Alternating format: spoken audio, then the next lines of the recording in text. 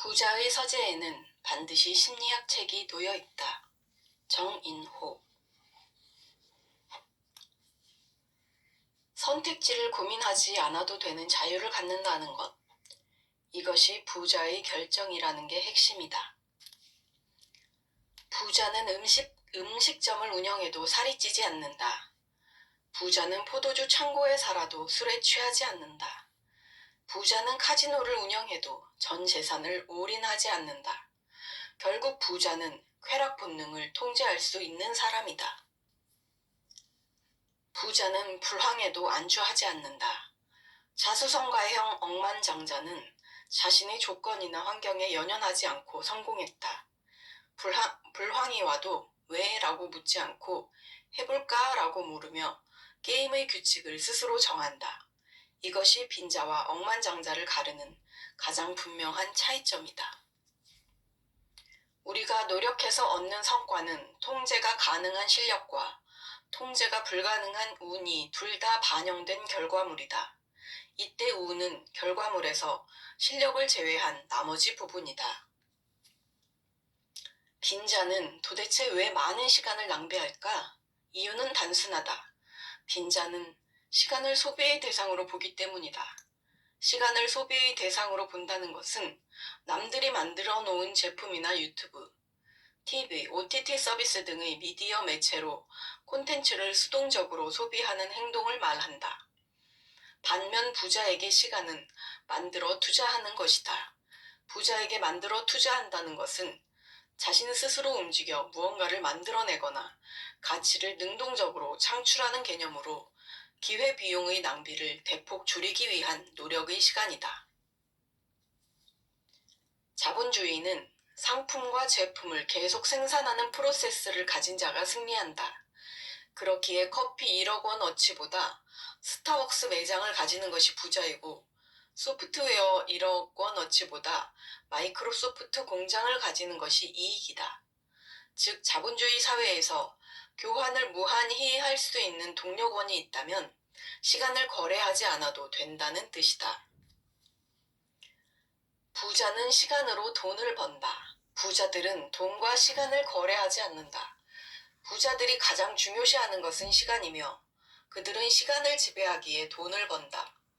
시간은 누구에게나 공평하게 주어지는데 똑같이 주어진 시간을 어떻게 쓰느냐에 따라 부의 미래는 달라진다.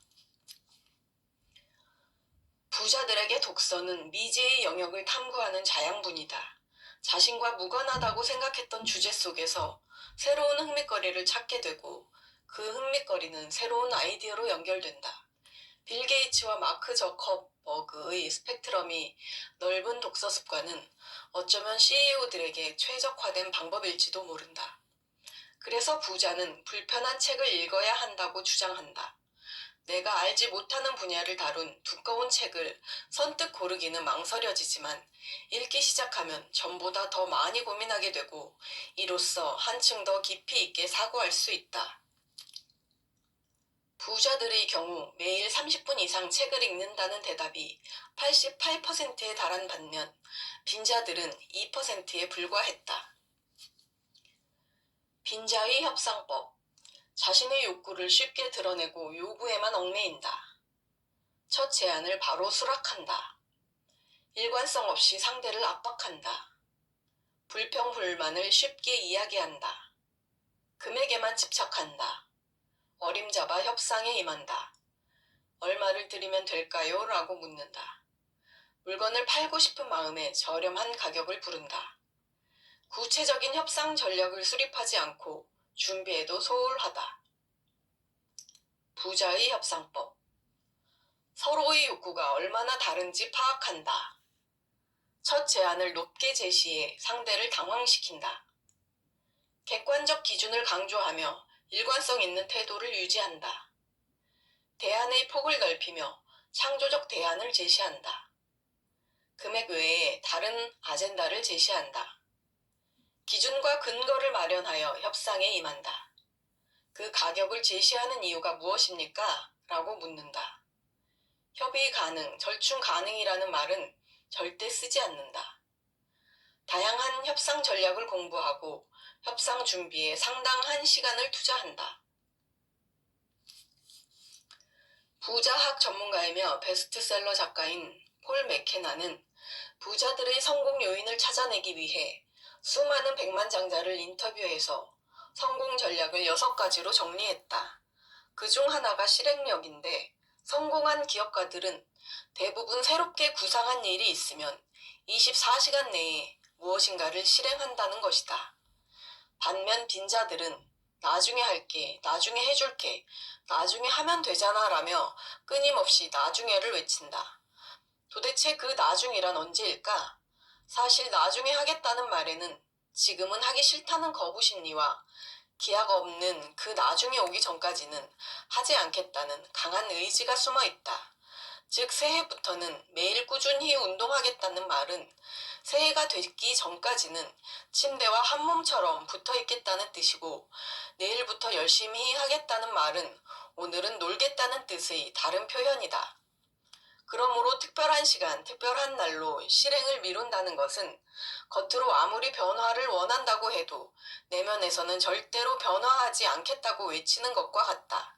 그래서 막상 실천하기로 한 시간이 되면 다짐은 다시 내일, 그리고 내년으로 쉽게 미뤄진다. 독일의 대표적인 베스트셀러 작가이자 세계적인 경영 컨설턴트인 보도 셰퍼의 12살에 부자가 된 키라라는 책의 글귀를 빌려 적어본다.